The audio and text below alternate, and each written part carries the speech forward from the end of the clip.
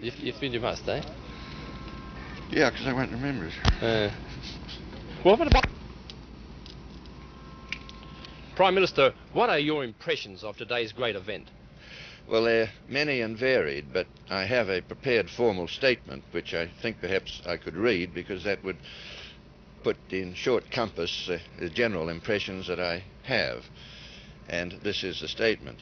The first landing of man on the moon, is a success which excites the wonder and admiration of us all. The United States has achieved a great and peaceful triumph for mankind generally. All Australians congratulate the United States, the 3 astronauts, Neil Armstrong, Edward Aldrin, and Michael Collins, the National Aeronautics and Space Administration, and those people all around the world who have been associated with this Apollo mission.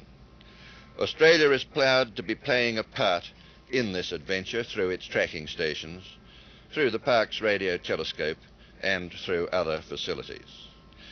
This moon landing will begin a new era in space science and technology, and it demonstrates in the most dramatic way what man can do by the application of advanced technology for peaceful uses. We marvel at the high courage and the skill of the astronauts, and at the scientific genius which made this adventure possible. These astronauts have dared dangerously and successfully, and they have carried out man's urge to go always a little further, to explore and know the previously unknown, to strive, to seek, to find, and not to yield. There is no time more memorable than a first time, no triumph greater than one sought and achieved in peace, and the world is the richer because of this epic journey. To these men on the moon, we say thank you, Godspeed, and a safe return home. Prime Minister, as a former fighter pilot yourself, of only 25 years ago, you were flying Hurricanes. What do they do, 350 miles an hour? Well, that's what they used to say in the papers, but in point of fact they used to cruise at about 180. They would do 350 for about 30 seconds before the engines blew up, and this is why they used to say they did this. Could you possibly imagine at that time that you would see a man on the moon in 25 years' time?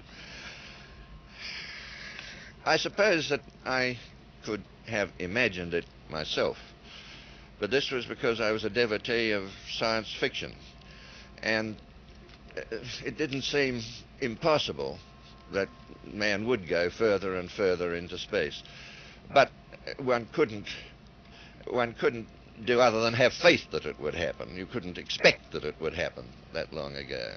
We weren't allowed to take a sound camera into the tracking station for technical reasons. What did you say to the staff in the tracking station here at Honeysuckle Creek?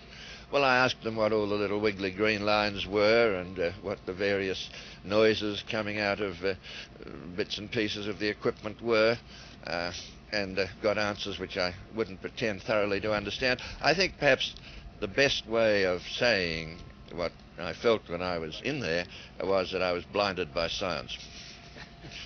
Did you get up early this morning to watch the landing on the moon by television? No, I'm afraid I didn't. I wish I had, but I didn't. I'll see it anyway. Prime Minister, thank you very much. Thank you. Thanks, Ray. Thank you very much. Okay. Prime Minister, what were your impressions of today's great events? As a former fighter pilot yourself of only 25 years ago, when you were flying Hurricanes that could do, what was it, 350 miles an hour, could you have ever imagined that only a quarter of a century later men would be flying to the moon? We weren't allowed to take a sound camera into the tracking station here at Honeysuckle Creek for technical reasons. What did you say to the staff while you were making your inspection? Did you get up early this morning to watch the landing on the moon by television? Prime Minister, thank you.